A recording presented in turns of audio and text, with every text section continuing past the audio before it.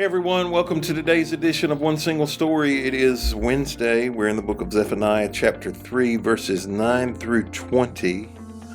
Continuation of chapter 3 from yesterday. And verse 9 says, that's kind of where I want to drill down on today. It says, "Then I will purify the speech of all people so that everyone can worship the Lord together." The question I have is, what is purified speech? When you think of something being purified, it's the removal of contaminants. I'm convinced it's much more than just the absence of bad language or bad words. But that's probably what you used to think. Absolutely. Yeah. And it's much bigger than that. Because if you purify water, for instance, you remove the contaminants, you still have the water, and then it's available for multi-purpose, multi-use, and many benefits.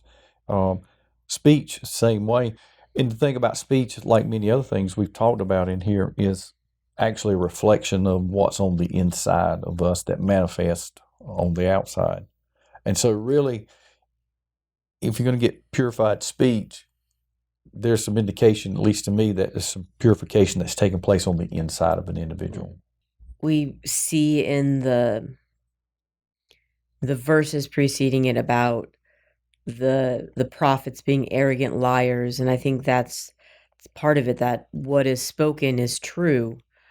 And I think that Jay is right on that. It's that from the abundance of the heart the mouth speaks. And so if you have pure speech, it's an indicator that something's going right in the heart, that.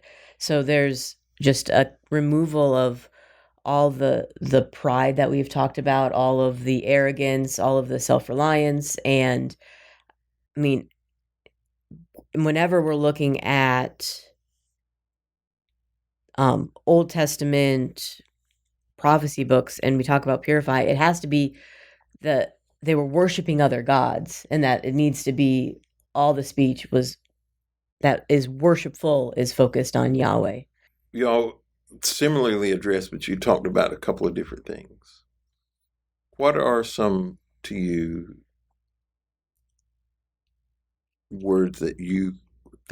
ways people talk that you consider not to be purified?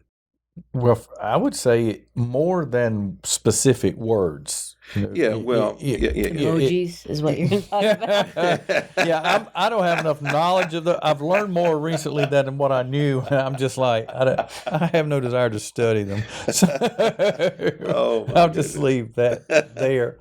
But types of speech, it may not be words that we would label, like profanity or curse words, but the type of speech, if we slander people, if we gossip people, that's certainly not purified words or speech. And again, that's all reflections of the heart.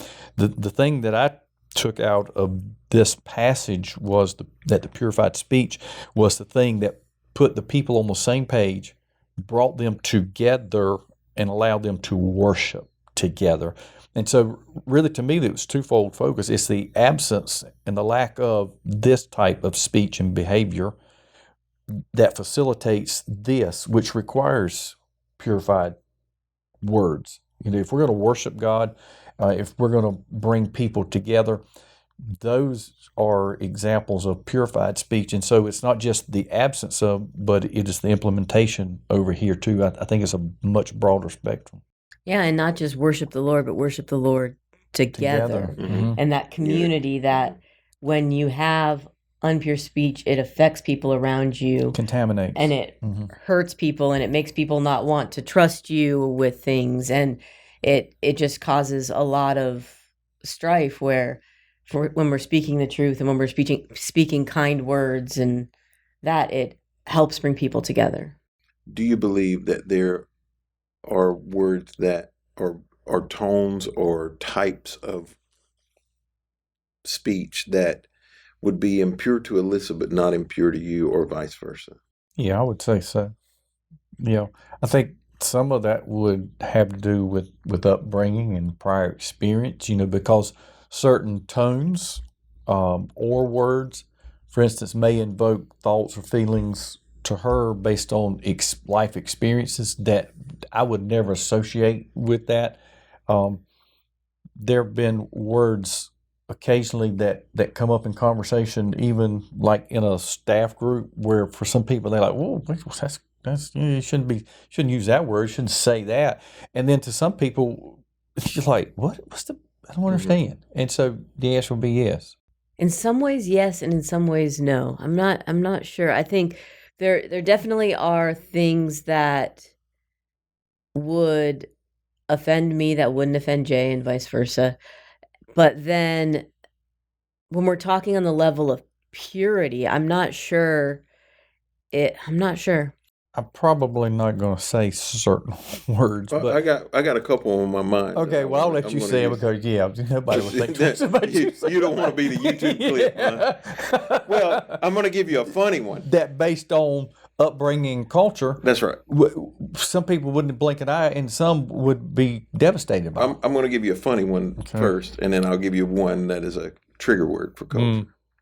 The funny one is my mom hates the word hockey as a euphemism for poop or whatever. She hates it. Hockey? Yeah. Like the puck game? Yeah, no, you've never heard anybody say you hockeyed in your pants? Like, No. Yeah. So Jay has. All right, Daniel's off camera. Have you never heard it? Okay. Yeah, that was just a common expression. Is it a Southern thing? I can't see Daniel's face. No, he had never heard it. Yeah. She hates it. Yeah. Even to this day. And sometimes I'll say it just to irritate. You will. you know me. But that's not a pure or impure word. But that is her personal perception. Like she would rather me say the Christian cuss word than to say that. Yeah. I don't know why. Like it's just a personal thing. Yep, they're a personal thing. A word that's a trigger word today that was approached differently in my generation than in Alyssa's generation is the R word, retard or retarded. When I was an adult, young adult, the National Association for Developmental Kids was the Association for Retarded Children. That's what it was called. Like it wasn't like a word that couldn't be used. Mm-hmm. And so it was in our vocabulary. But if you say it today, it's inflammatory. Yeah, exactly. It's a trigger word. It is. But also, are you using it in that sense of someone who has developmental disabilities, or are you using it to someone who did something that you thought was stupid?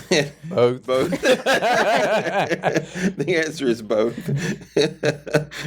But in either context, I mean, that's right. It's not an acceptable word in any context at any level. Today. Right. Yeah. And so the impure speech that he's specifically talking about here is more than just words we disagree on or even words that offend us. There's another verse that talks about, and it's speaking, Alyssa, you use the scripture about out of the abundance of the heart, the mouth speaks. There's another one that says, essentially, dirty water and clean water can't come out of the same well, and it's speaking of the words you speak that comes out of your heart. I do think that the words do matter. We can't move those away, but the reality is I can hear two people say the same exact thing. Let me give you an example. I really appreciate you.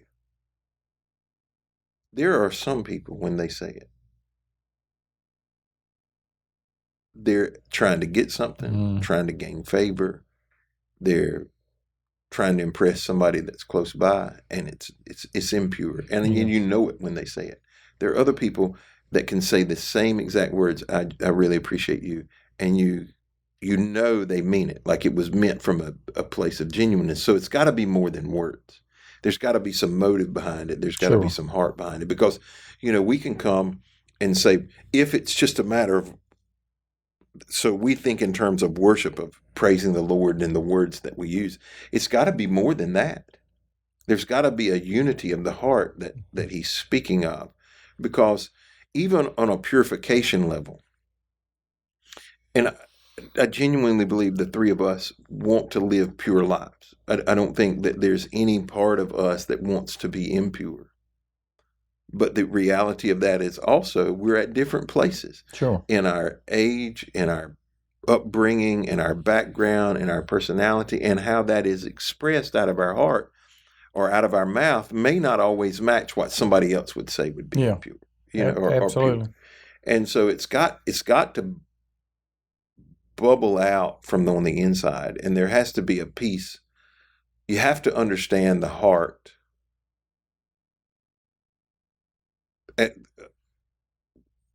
Today, actually, as we record this, I'm going to record another podcast for some questions people ask about, and one of the questions is about salvation. You can simplify it and say, all who call on the name of the Lord are saved. Well, is that true? My answer is, it's probably a little more nuanced than that, right? It's not quite that simple, because there are people who can call on the name of the Lord, and he says they do. He says they do things in his name, but he didn't know them. And so the word, it's got to be more than words. Purification of speech has to be more than words. It has to be the motive of the heart, the purification of the heart. And I think you can have an impure heart and say the right words, and you can have a pure heart and say the wrong words, and God receives them completely different. I just find it interesting. There are other places throughout Scripture, I think it was Isaiah that said, I'm a man of unclean lips. And I think his reference to was that he didn't struggle, I don't believe, going around cursing people and stuff.